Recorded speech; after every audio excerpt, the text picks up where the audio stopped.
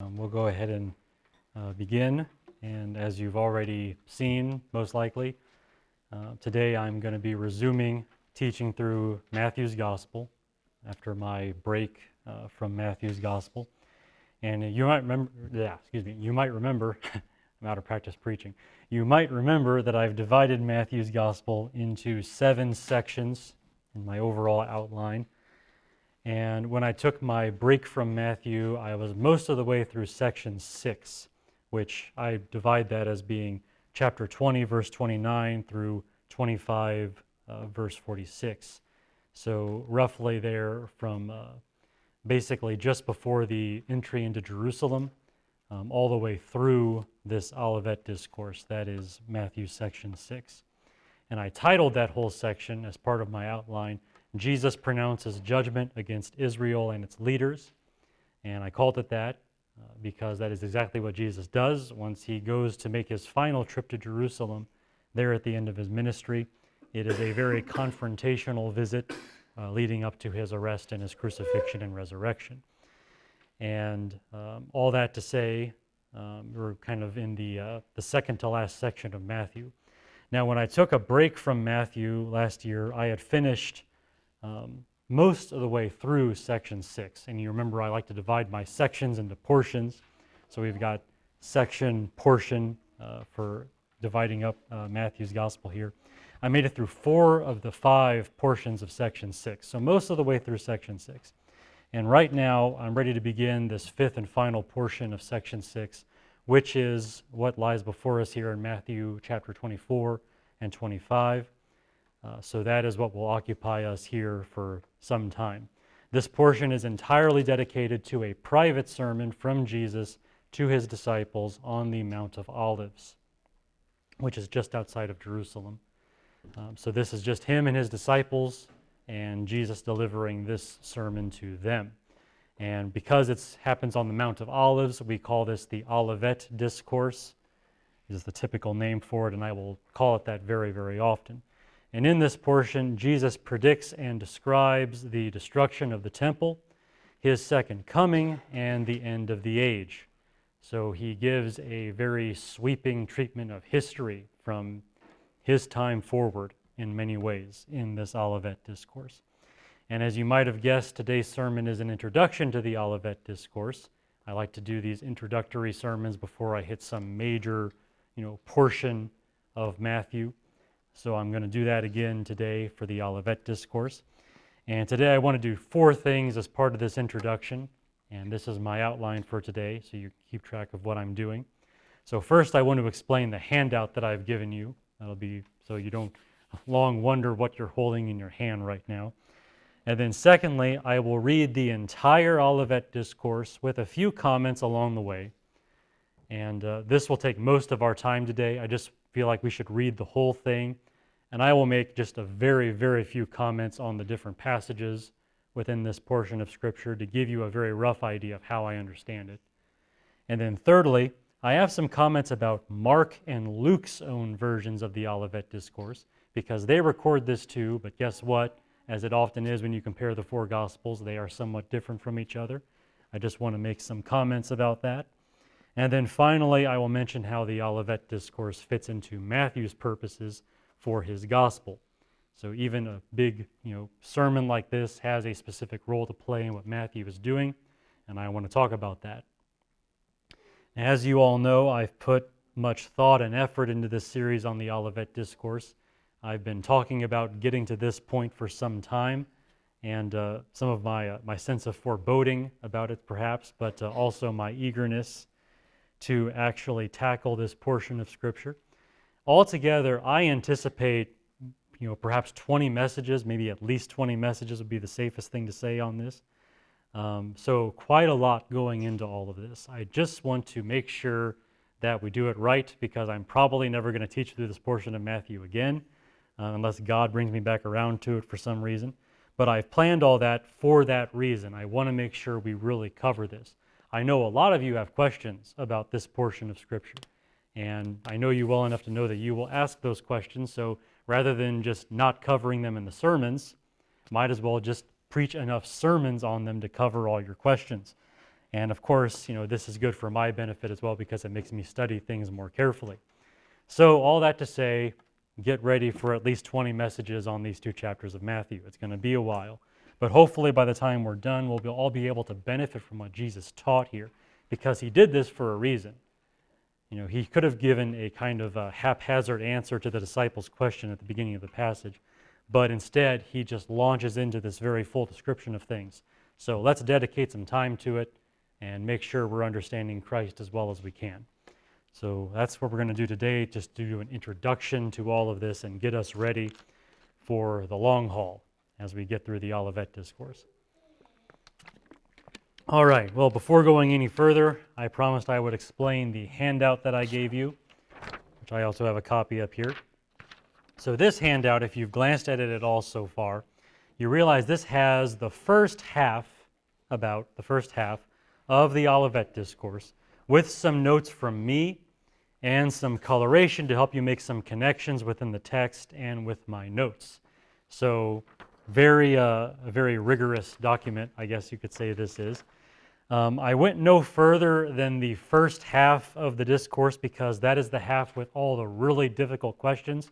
Once you get to the second half, as you've studied it, you've probably made all the real decisions you're going to make about what it means, and the rest of it is just sort of the, Matthew giving actually a lot of these parables from Jesus that fills in maybe some of the blanks, but all the difficult decisions of figuring out what the passage means, a lot of that has been done by the time you get to the second half. So I didn't see the need to have a back page. I guess I could have done that, but I did not see fit to do that. Maybe as time goes on, I will give you another version of this with that. But for the time being, just the first half here.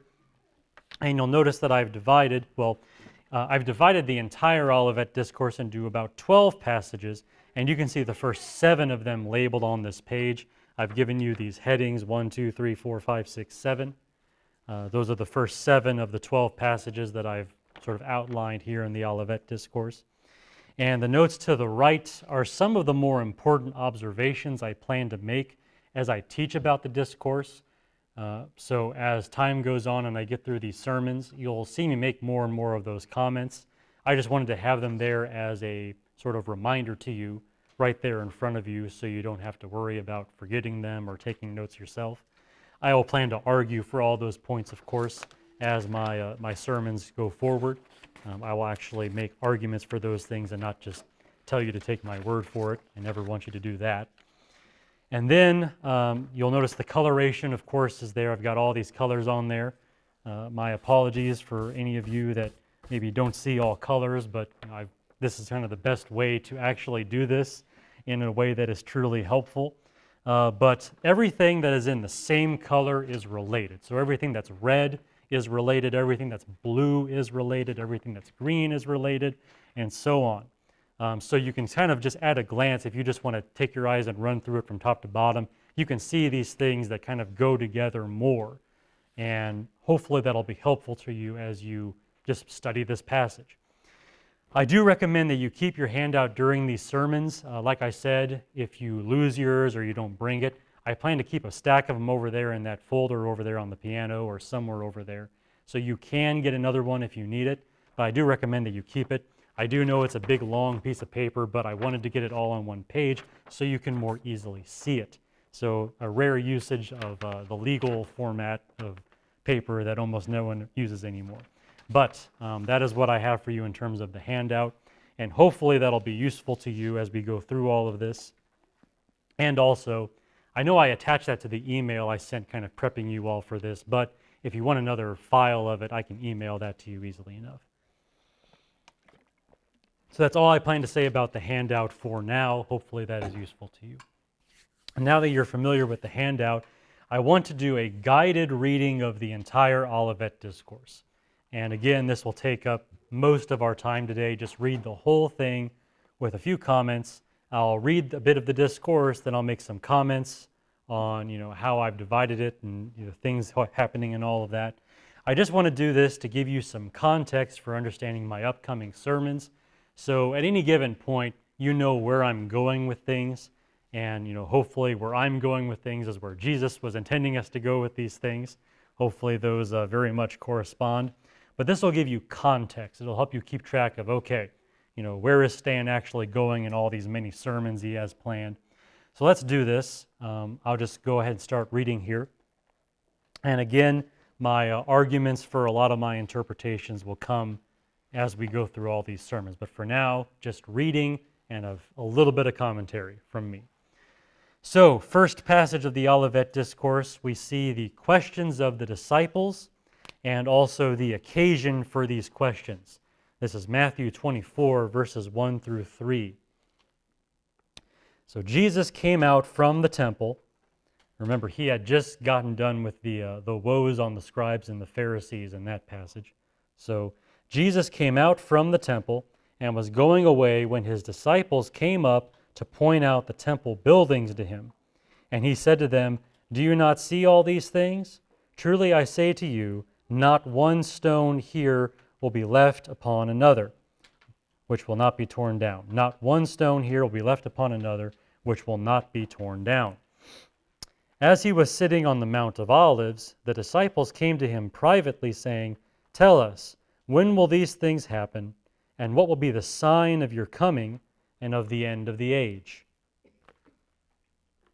So these questions from the disciples actually provide us with the agenda for the entire Olivet Discourse. And a couple messages from now, we'll come back to their questions, and I'll show you how they really do give you a kind of outline for what to expect in the coming Olivet Discourse here. So Jesus very much frames his answers very well based on their questions, and Matthew holds true to that. Now, the second passage of the Olivet Discourse, in the second passage, Jesus describes the beginning of birth pangs, to use the language that Jesus uses as he describes these things.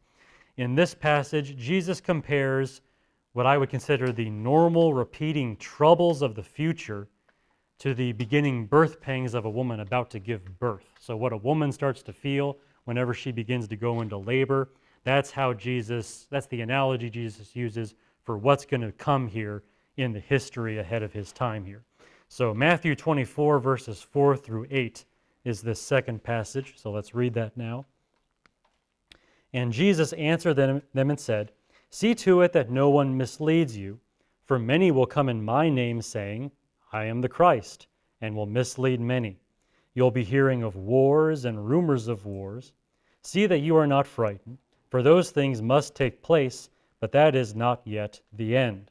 For nation will rise against nation, and kingdom against kingdom, and in various places there will be famines and earthquakes.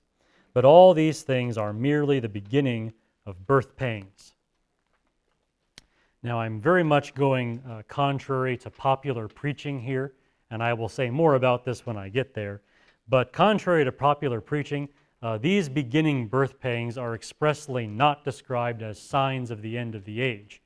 In fact, Jesus says the exact opposite about them. He says the end is not yet in his comments on these things. So it's very much the opposite of the way it's usually portrayed. I very much view them as the things that are going to happen in the normal course of history after Jesus is crucified, resurrected, and goes up to heaven. This is the kind of stuff that's going to happen in history until you get to the end of the age. So wars, famines, earthquakes, and guess what? We've seen 2,000 years of that already. And that is, I think, what Jesus is saying to his disciples in that passage. Which brings us to the third passage, where Jesus describes the tribulation of the church, or at least the first part of our tribulation. Now, tribulation, for those of you that are not familiar with that word, you'll probably want to get used to it, because it is a word that pops up a few times in the Olivet Discourse. Tribulation refers to great suffering. If I remember correctly, tribulation is actually kind of a Latin-based word, and it comes to a word for like beating something. So just like you're just beating the tar out of something. Well, that's tribulation. It's great suffering. And that is how Jesus describes what his followers will face. And we're going to read Matthew 24, verses 9 through 14. It says, "Then they will deliver you to tribulation and will kill you, and you'll be hated by all nations because of my name. At that time, many will fall away and will betray one another and hate one another. Many false prophets will arise and will mislead many. because lawlessness is increased, most people's love will grow cold. But the one who endures to the end, he will be saved. This gospel of the kingdom shall be preached to the whole world as a testimony to all the nations, and then the end will come. All right, so according to Jesus, really it's kind of a mixed bag when you think about it. According to Jesus, the church will not only have tribulation, but also victory as the gospel spreads to all nations. The news is not all bad. Yeah, there's going to be tribulation and all this terrible stuff, but the gospel is going to go everywhere. It's going to cover the entire world. Now, surprisingly on that, I'm going to make the argument that in some sense, and in a very real sense, we could have seen that as fulfilled very much even in the days of Paul. There are statements that Paul makes to that effect, and I'll talk about that when we get there. But by and large here, what we see is kind of this mixture of tribulation, but also victory as the gospel spreads on to the other nations. So that's what we see here in this third passage of the Olivet Discourse, the mixture of tribulation and victory for the church. But for now, we're going to go on to the fourth passage here in the Olivet Discourse, in which Jesus describes the great tribulation of Judea. And here I'm distinguishing between tribulation and great tribulation. And if tribulation is great suffering, then great tribulation is great suffering. It's like maximum suffering, like really bad. And according to Jesus, such great tribulation is what awaits Judea, which is the land around Jerusalem. If you're looking at a map of biblical lands and all that, find Jerusalem. Judea is the land right around Jerusalem, kind of in the southern part of Israel, very much called Judea by the time of Jesus. So let's read what Jesus says about this great tribulation. This is Matthew 24, verses 15 through 21. He says, "Therefore, when you see the abomination of desolation, which was spoken of through Daniel the prophet, standing in the holy place," let the reader understand, "then those who are in Judea must flee to the mountains. Whoever is on the housetop must not go down to get the things that are in his house. Whoever is in the field must not turn back to get his cloak. But woe to those who are pregnant and to those who are nursing babies in those days. But pray that your flight will not be in the winter or on the Sabbath, for then there will be a great tribulation, such as has not occurred since the beginning of the world until now, nor ever will." So the greatest tribulation, like nothing in all world history is going to compare to this. Now, I will argue in later sermons that this great tribulation was at the time of the Jewish revolt against the Romans, when Jerusalem and its temple were destroyed, and the people of Jerusalem suffered more than anyone else ever has before that time or afterward. And I know that's a rather grand claim to make, that the suffering of that time was worse than anything else in history before or since. But I think you can make that argument, and I will make that argument when I get there. But that is what was happening at that time, as many of the first readers of this gospel probably would have found out. But that's all for the fourth passage right now. We're going to go on to the fifth passage, where Christ resumes his description of the church's tribulation, which I think continues after that great tribulation of Judea. So you've got this whole time of tribulation for the church that's going to extend through a lot of history, and in the middle of that somewhere you've got this great tribulation for Judea, but around that you have the church experiencing all this tribulation that we're going to experience. Much of what Jesus says in this fifth passage is like what he says in the earlier passage on this, which was also about the tribulation of the church. Let's just go ahead and read this. This is Matthew 24, verse 22 through 28.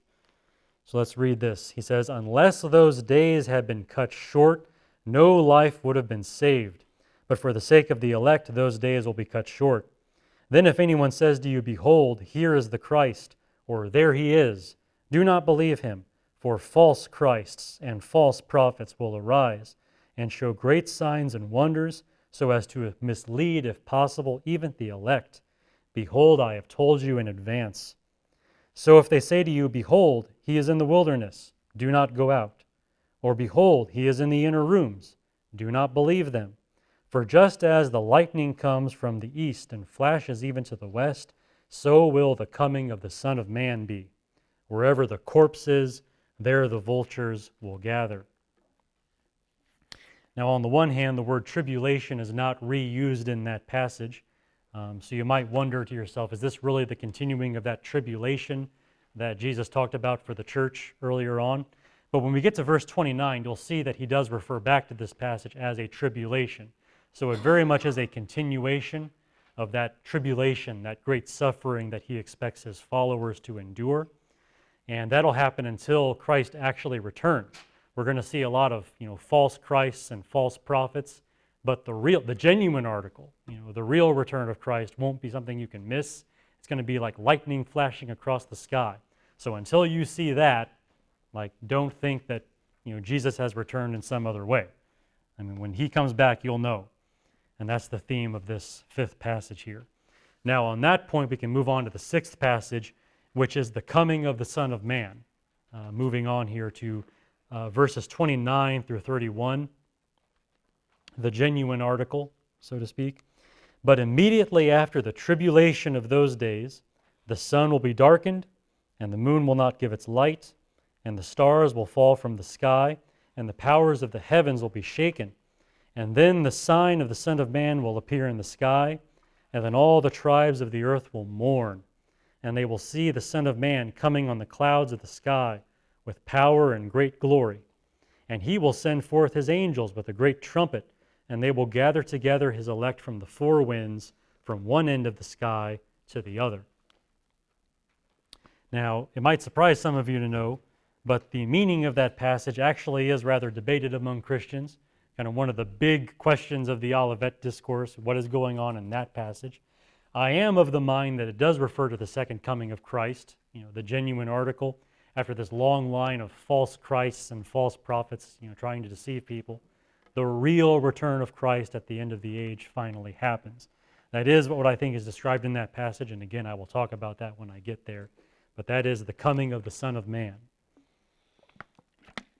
Which brings us to the seventh passage, where Jesus tells us the parable of the fig tree.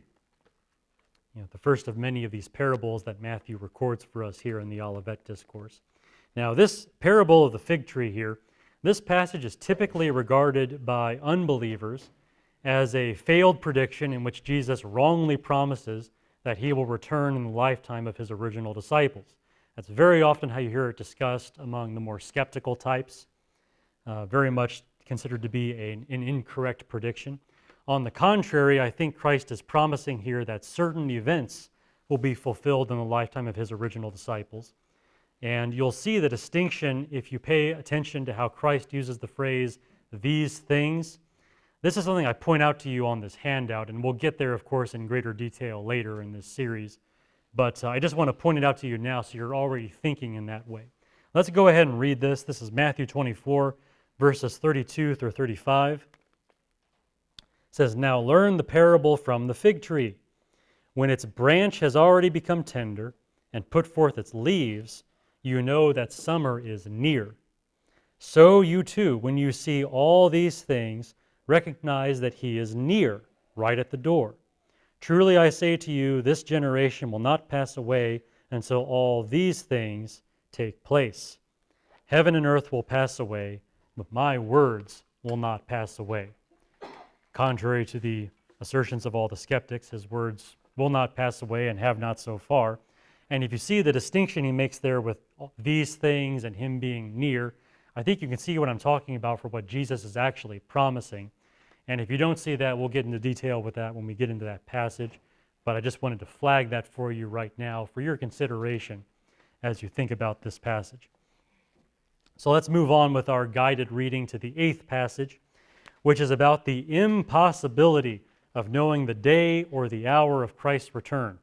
Maybe the one passage that I wish Christians would get through their heads more than any other, but no one can know the day or the hour. He tells you this specifically. Matthew 24, verses 36 through 44. He says this, "But of that day and hour no one knows, not even the angels of heaven, nor the Son, but the Father alone. For the coming of the Son of Man will be just like the days of Noah. For as in those days before the flood they were eating and drinking, marrying and giving in marriage until the day that Noah entered the ark, and they did not understand until the flood came and took them all away. So will the coming of the Son of Man be. There will be 2 men in the field, one will be taken and the other left. 2 women will be grinding at the mill, one will be taken and the other left. Therefore be on the alert, for you do not know which day your Lord is coming. But be sure of this, that if the head of the house had known at what time of night the thief was coming, he would have been on alert and would not have allowed his house to be broken into. For this reason you also must be ready, for the Son of Man is coming at an hour when you do not think he will. All right, so from this passage we see just how foolish it is for Christians to make predictions about when Christ will return. It hasn't stopped us in 2,000 years, but nonetheless, it's there. It's a matter of record. Jesus said no one knows the day or the hour. Not even he knows the day or the hour, which is pretty impressive. So nobody knows. Now, the 9th passage is another parable, and this time about a faithful and sensible slave whom Christians ought to imitate. So he gives us an example here about how to wait for his return, how to wait for the second coming. This is Matthew 24, verses 45 through 51. This finishes out chapter 24. It says, "Who then is the faithful and sensible slave whom his master put in charge of his household to give them their food at the proper time? Blessed is that slave whom his master finds so doing when he comes. Truly I say to you that he will put him in charge of all his possessions. But if that evil slave says in his heart, 'My master is not coming for a long time,' and begins to beat his fellow slaves and to eat and drink with the drunkards, the master of that slave will come on a day when he does not expect him, and at an hour when he does not know, and will cut him in pieces and assign him a place with the hypocrites. In that place there will be weeping and gnashing of teeth." So that is the parable Jesus gave us regarding how we should be waiting for him in this time of waiting, such as the warning given to us about what to do and what not to do as we're waiting for him to return. Now we have a similar warning from another parable about 10 virgins, which is fittingly in the 10th passage of the Olivet Discourse. See how well my outline is working? I've got them lined up nice and neat with the numbers here. All going well so far. Matthew 25, verses 1 through 13. That was not deliberate, by the way. I didn't make up my outline based on that. But Matthew 25, verses 1 through 13, parable of the 10 virgins. "Then the kingdom of heaven will be comparable to 10 virgins who took their lamps and went out to meet the bridegroom. 5 of them were foolish, and 5 were prudent," or wise. "For when the foolish took their lamps, they took no oil with them, but the prudent took oil in flasks along with their lamps.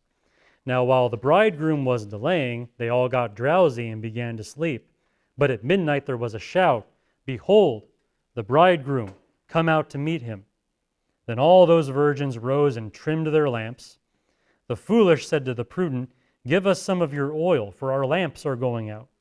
But the prudent answered, 'No, there will not be enough for you and for us. Go instead to the dealers and buy some for yourselves.' And while they were going away to make the purchase, the bridegroom came. And those who were ready went in with him to the wedding feast, and the door was shut. Later the other virgins also came, saying, 'Lord, Lord, open up for us.' But he answered, 'Truly I say to you, I do not know you. Be on the alert then, for you do not know the day nor the hour.'" All right, so we have that passage on the 10 virgins. We have another passage here, the parable of the talents. This is the 11th passage as I've outlined the Olivet Discourse. This parable is a little bit different in that it specifically warns us not to be lazy while waiting for Christ to return. So the whole idea here is, what should you be doing with yourself in all this time as you're waiting for Christ to return? And by the way, we call this the parable of the talents. A talent originally referred to a large sum of money. It was one of their forms of currency. A talent was a lot of money, actually. We can get into that when we get to the passage, but we're talking about money at this point, and we now use the word talent for other things, of course, but originally talent was a large sum of money. So Matthew 24, verses 14 through 30. I've lost my place here. Yes, 14 through 30. Okay. For it is just like a man about to go on a journey, who called his own slaves and entrusted his possessions to them. To one he gave 5 talents, to another 2, and to another 1, each according to his own ability, and he went on his journey. Immediately the one who had received the 5 talents went and traded with them and gained 5 more talents. In the same manner, the one that had received 2 talents gained 2 more. But the one who received 1 talent went away and dug a hole in the ground and hid his master's money. Now after a long time, the master of those slaves came and settled accounts with them.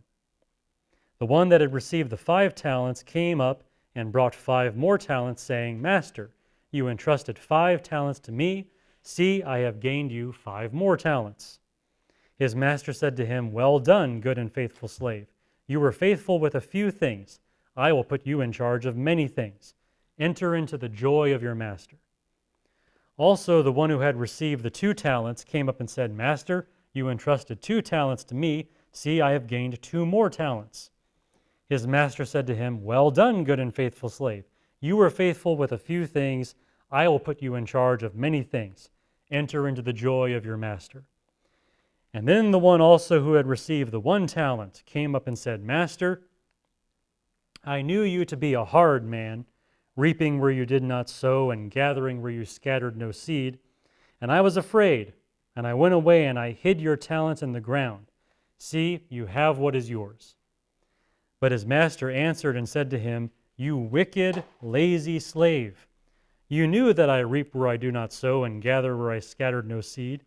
Then you ought to have put my money in the bank, and on my arrival I would have received my money back with interest. Therefore take away the talent from him and give it to the one who has 10 talents. For to everyone who has, more shall be given, and he will have an abundance. But from the one who does not have, even what he does have shall be taken away. Throw out the worthless slave into the outer darkness. In that place there will be weeping and gnashing of teeth. So that is how we should be conducting ourselves like the first 2 slaves and not like the third. We should not be lazy while waiting for Christ to return. Well, finally, we come to the 12th passage. And since this is the 12th and final passage, once again, we have good biblical numbers being used as we outline all these things. Passage number 12, in which Jesus describes the judgment of the nations.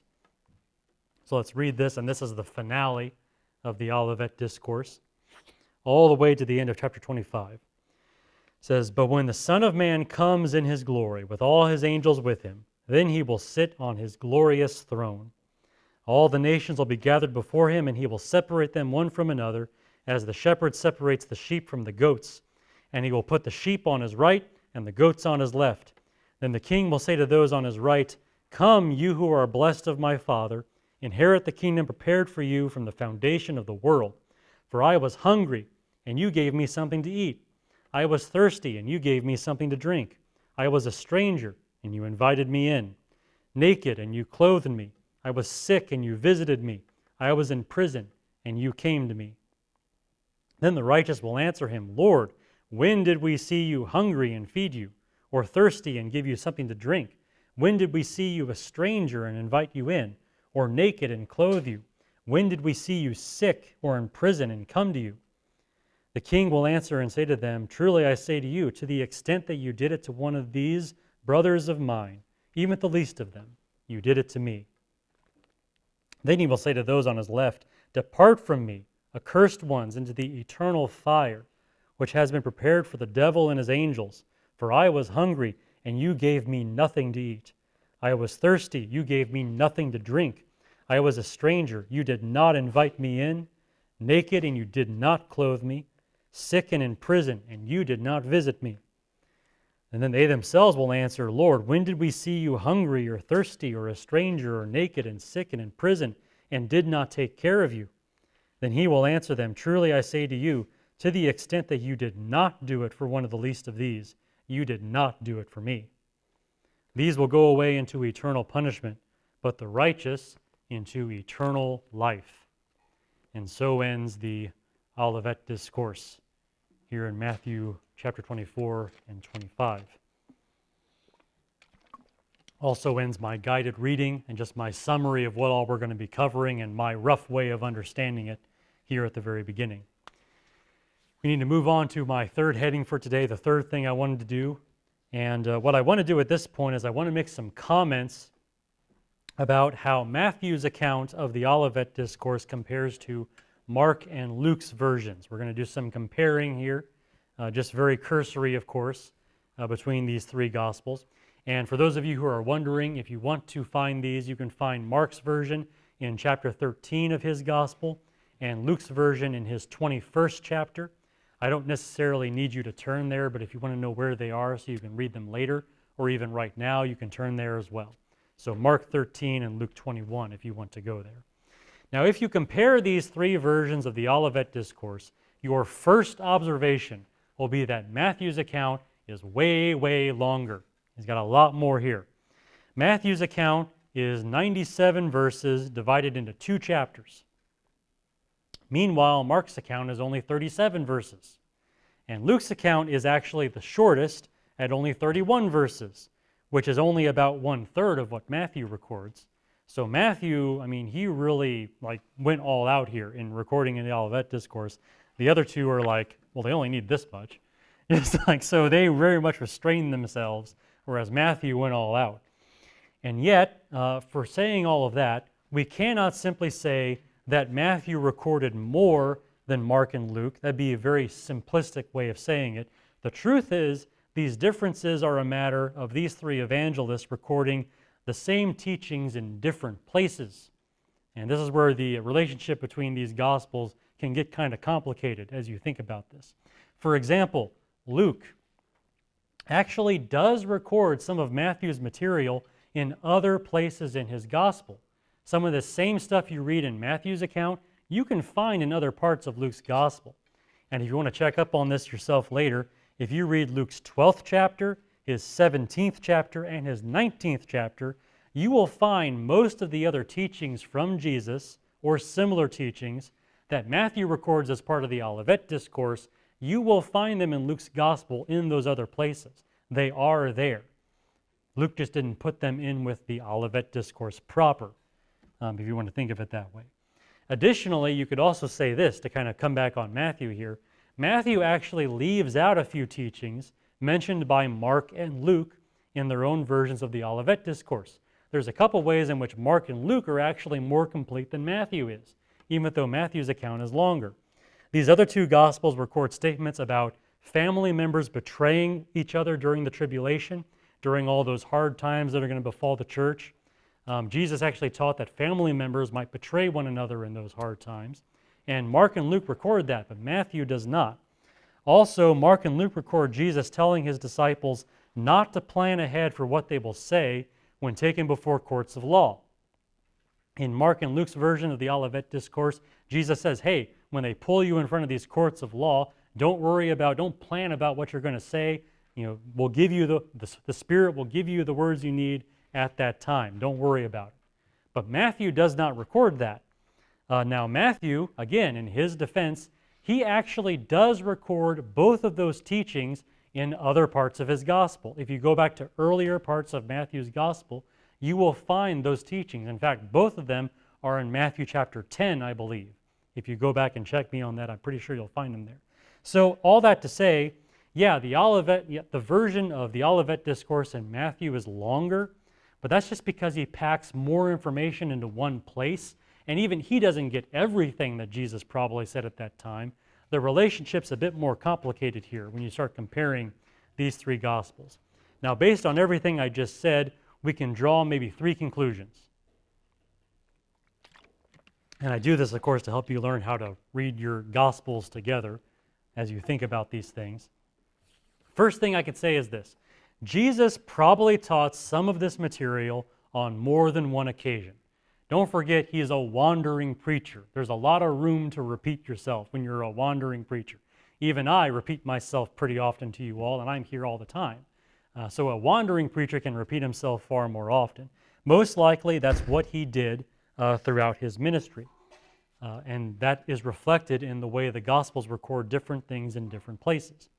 Secondly, Jesus decided to remind his disciples of these teachings before his betrayal, at which time he also added some new teachings.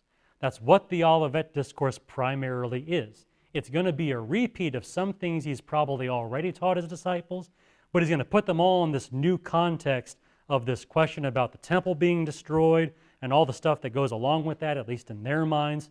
So he's repeating himself, but also putting it in this new context of what to expect from this time forward in history. So that's primarily what the Olivet Discourse is. It's part repetition, but all in a new context. And then thirdly, my third conclusion is that each author, Matthew, Mark, and Luke, records what he records, where he records it, based on his own purposes for his gospel.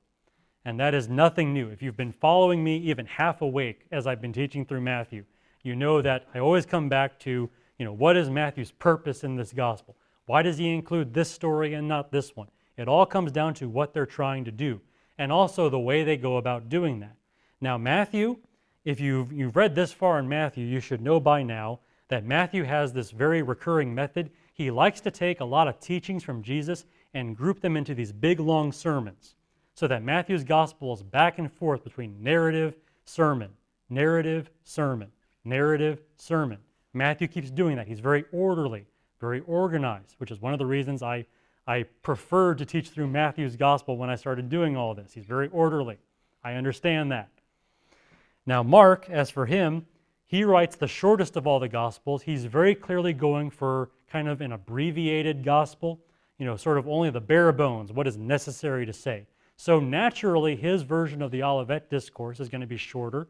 Naturally, he won't include as much as Matthew or even Luke does. So that fits with what he is doing.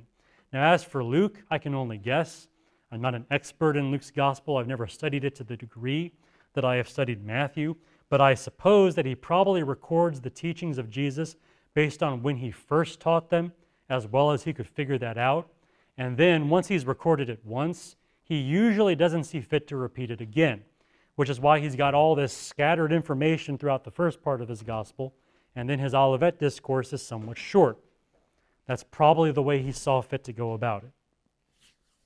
Now, I have one more thing to say perhaps about Matthew's version of the Olivet Discourse, coming back to Matthew himself here. Two passages in Matthew's gospel, in his version of the Olivet Discourse that is, are completely unique to him. There are two passages in here that don't show up anywhere in Mark or anywhere in Luke, not in their versions of the Olivet Discourse nor anywhere else in their Gospels.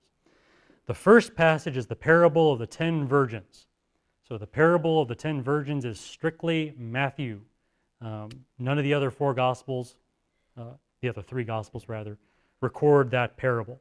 And the second passage is the judgment of the nations, or as we like to call it, the sheep and the goats judgment. Matthew records that. Mark does not. Luke does not. John does not. None of them record that.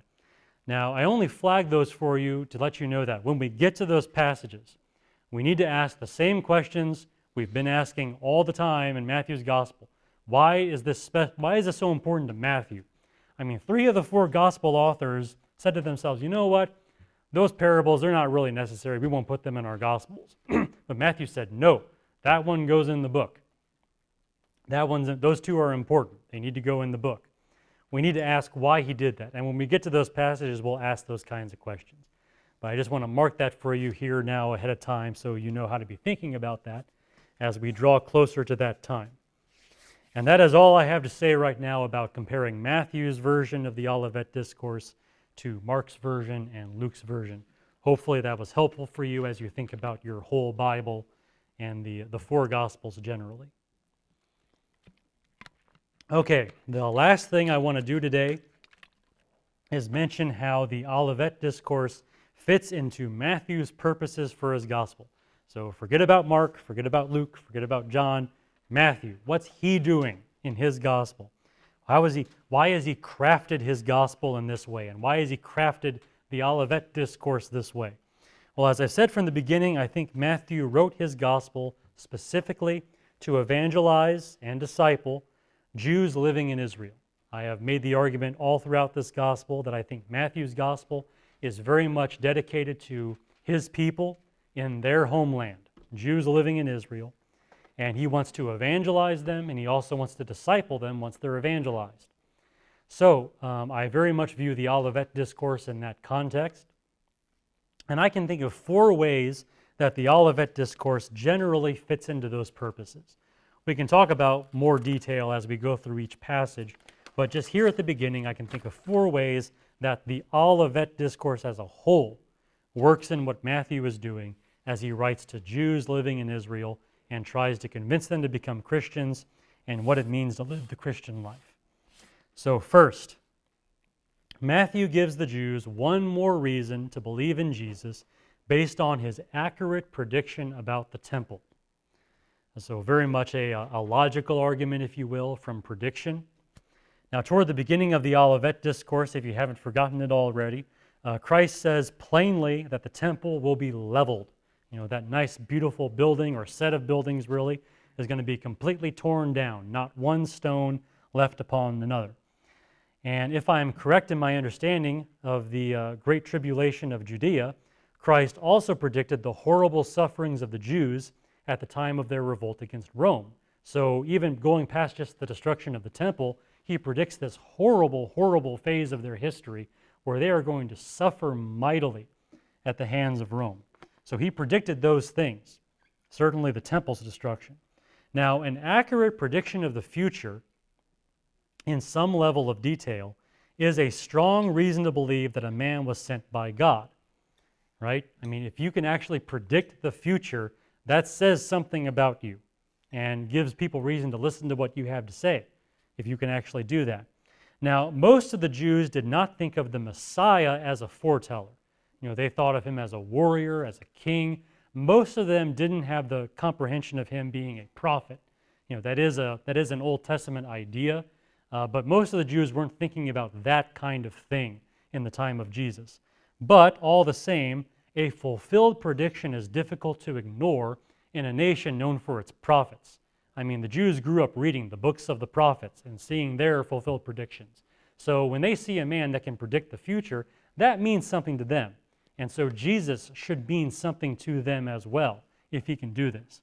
Now that prediction that Jesus gives, recorded by Matthew, would be even more impressive if Matthew wrote his gospel before the Jewish revolt began, before that horrible suffering, before the destruction of the temple. Now, we do not know for sure if Matthew did write his gospel beforehand, but I do think it likely. And if he did write before all those things started to happen, then you have it like as a matter on record in writing before the events start to happen. So that's pretty impressive if that happened. Now, if Matthew didn't write his gospel until after all those things, that is perhaps maybe less impressive, but I'm sure that these teachings from Jesus here were a matter of Christian preaching in those years before the Jewish revolt and the destruction of the temple. So it's not like no one ever said that. I'm sure the Christians that were there in Judea and in the land of Israel were saying these things and trying to warn people, hey, Jesus said this was going to happen, and everyone's like, nah, that's not going to happen, and then it happens. And then they remember, oh, those Christians, they actually said stuff about this, didn't they? Maybe there is something to this Jesus fellow that I need to reconsider. So even in that case, it's still an impressive thing. Either way, Matthew gives the Jews one more reason to believe in Jesus based on his accurate prediction about the temple's destruction and these sufferings about to come upon the land of the Jews. Okay, so there's the first way this fits into Matthew's purposes. Secondly, Matthew's account of the Olivet Discourse will help prevent a crisis of faith for Jewish Christians in particular. And again, this is something that maybe is not so important to you all, but for Matthew's first readers, I think would have been very important.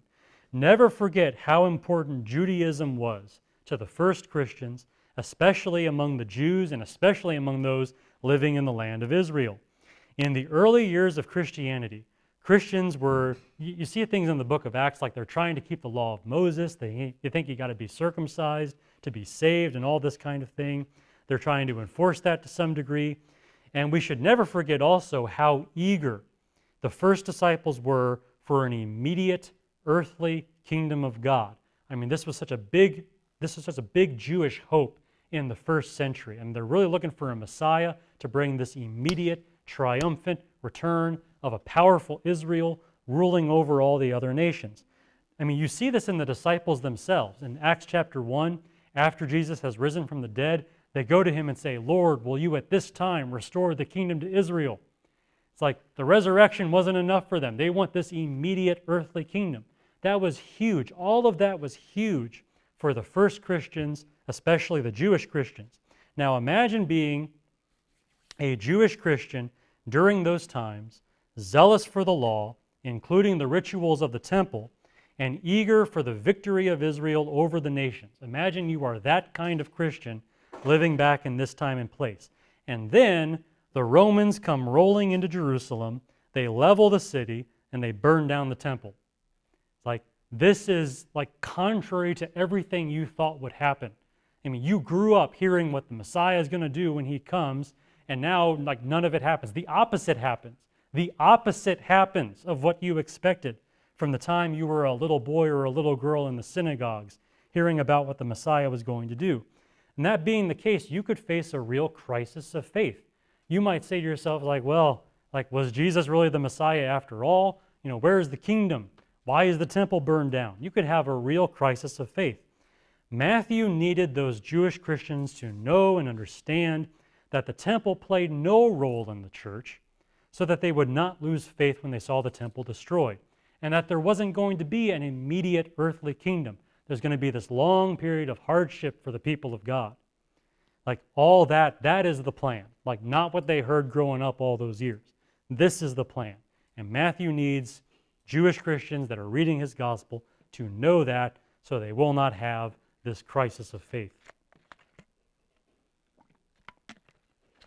Okay, I can think of a third way that the Olivet Discourse fits into Matthew's purposes, and this one connects to us as well. So far, hasn't been a lot for us, but now we can get to things that are very much for us. Okay, so in the Olivet Discourse, Matthew forewarns us about the role of tribulation in the kingdom of God. Like, this is going to be a thing for Christians as we move forward in this period of history. Tribulation is going to be a part of what it means to be a Christian.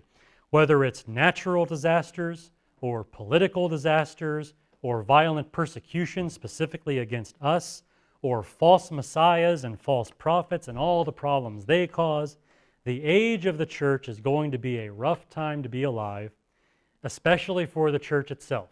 Like this is the general tone of this phase of history between the first coming of Christ and the second coming of Christ. We might easily get the impression that something has gone wrong, that God is not with us. Maybe our hopes are misguided. You know, how could things be so bad if, you know, Jesus came to the earth and did all this and I believed in him? How could all this be happening? We could have a crisis of faith of our own. But here in the Olivet Discourse, Matthew has assured all Christians, whether in his own time and place or in our time and place, that all this tribulation is part of kingdom life. All this stuff happening in the world, all this stuff happening to us, all of this is actually part of the plan. In the same manner, Matthew warns away people with shallow aspirations for the Christian life, whether that's a feel-good faith or some use of godliness as a means of gain. He says, no. This is not an easy life. This is not a life in which you can get rich quick or have your best life now. None of that is how the kingdom of God actually works. This is how the kingdom of God works. And Jesus told us about all these things. So as we count the cost of being a disciple, we will either turn away from Christ for our love of pleasure and comfort, or we will deny ourselves, take up our crosses daily, and follow Christ into this tribulation and through this tribulation until he returns to deliver us from it. And such sober-mindedness is the effect of this Olivet Discourse on would-be disciples and on those who are disciples. And that, I think, is a very good reason for Matthew to include it in his gospel. Well, finally, Matthew, one more point here on how this fits Matthew's purposes. Matthew encourages his readers with a glimpse of the kingdom's victory through this Olivet Discourse. Again, it's not all bad, and it doesn't end badly at all. It ends with victory. And again, this is a point for all Christians, and not only the original Jewish believers there in Israel. This is very much for us as well. And I think Matthew includes it for our sakes as well. So all nations, says Jesus in the Olivet Discourse, all nations will hate the kingdom of God, but all nations will eventually be judged by the king. He's going to gather them all before him and separate them, sheep from goats. That's how it actually ends. Their persecution of Christians is not the final word. The king's victory is the final word. And at that time, we believers will inherit the kingdom, while the world around us loses everything. They lose it all, and we get it all through Christ. And in that day, none of us will be able to boast over our enemies, since we are not the ones who overcame them. Christ will overcome them when he returns. He's the one that's going to show up and just strike everyone with terror and send out his angels and do what needs to be done. It's going to be his victory. And we'll just be there sort of riding his coattails to victory when that happens. But the victory of the king is still the victory of the kingdom. And we are in that kingdom. And we are a part of his kingdom. And Matthew provides us with that encouragement over and against the many long years of tribulation. We've been going at it for 2,000 years now, and still there's a lot of tribulation, some in more places than others, and in some places there is a growing amount of tribulation. But all that to say, it ends well. And Matthew tells us that through this Olivet Discourse, through the words of Jesus. And those are the four ways I can think of that Matthew furthers his own purposes for his gospel through this Olivet Discourse. I know I usually give you kind of a summary at the end, but this whole sermon has been something of a summary, so I don't want to hit you over the head with more than I need to. So that is all. Those are all the observations I have for today. Hopefully that is sufficient to get us ready for the Olivet Discourse. I am going to ask for questions or comments. I know that to some degree the answers to your questions are probably coming later, but if you do have questions about something I've said today, feel free to ask that. I just reserve the right to say later if I see the need to do that.